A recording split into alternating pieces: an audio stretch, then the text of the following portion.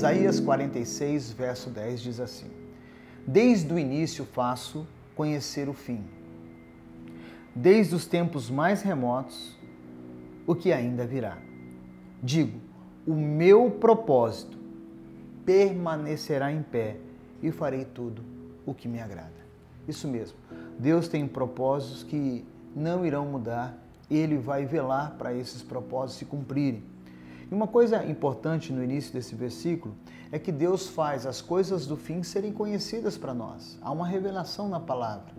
Se nós olharmos os livros que têm mensagens escatológicas, Ezequiel, Apocalipse, outros livros, o próprio Mateus capítulo 24, 25, no sermão escatológico de Jesus, nós vamos ver que Deus deixou bem claro o que vai acontecer com nós, com a humanidade.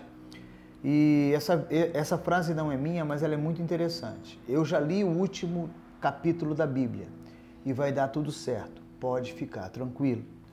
E é verdade, para quem já leu toda a Bíblia, sabe que no final, aqueles que temem a Deus e que vivem os seus propósitos, de fato, estão seguros, totalmente seguros nele. Haverá uma renovação total dessa terra, haverá uma revelação plena da eternidade para todos nós. E é isso que nos dá segurança. E a igreja, ela existe, melhor dizendo, para que você desenvolva esse propósito que será eterno. E na igreja existem 5 propósitos essenciais para a sua vida. Na igreja, suas necessidades mais importantes são saciadas, são supridas. Você sabia disso? Exatamente. Um exemplo, na igreja, quando você faz parte da igreja do Senhor Jesus, você encontra propósito para qual precisa viver. Você precisa, na igreja você encontra pessoas com quem vai viver. Eu já fiz casamentos de pessoas que se encontraram na igreja e ali eles começaram uma família. E essa pessoa que agregou a sua vida, seja o seu marido, seja a sua esposa, geraram esse propósito.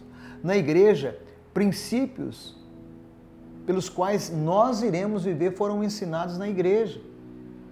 Na igreja, a força para se sustentar, a força para que nós sejamos mais firmes diante das adversidades da vida.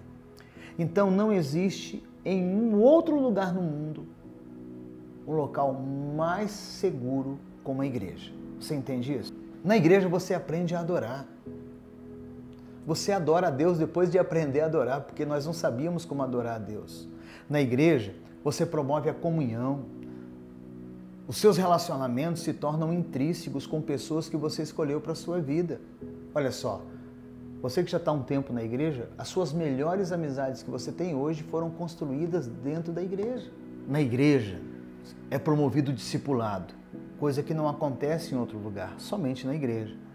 E o discipulado leva você a se parecer um pouco mais com Jesus.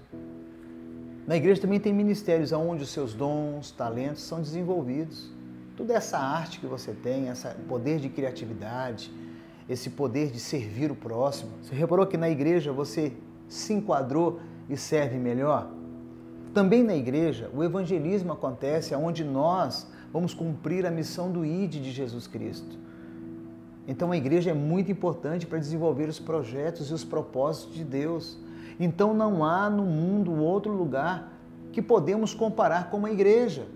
Não há outro lugar. Por isso, que nós temos que estar envolvidos nessa plataforma chamada igreja. Por isso que o seu chamado é para pertencer, para estar com esse senso, tenho repetido isso muito, senso de pertencimento, e não apenas crer. Tem muitas pessoas que pensam que apenas crer em Deus será o suficiente. Crer, até o diabo crê. Ele acredita que Deus existe. E a Bíblia diz que ele estremece de medo. Então o fator de crer não significa muita coisa. É claro que é importante, mas o pertencer muda toda a história da nossa vida. Venha pertencer conosco, venha fazer parte dessa igreja, esse senso de pertencimento. E que Deus te abençoe, em nome de Jesus. Pai, no nome de Jesus, que nós venhamos a valorizar a igreja, porque é ali que nós crescemos, é ali que nós nos encontramos, é ali que nós nos desenvolvemos como cristãos. Muito obrigado pela igreja, muito obrigado pela liderança que o Senhor tem colocado sobre nós, em nome de Jesus.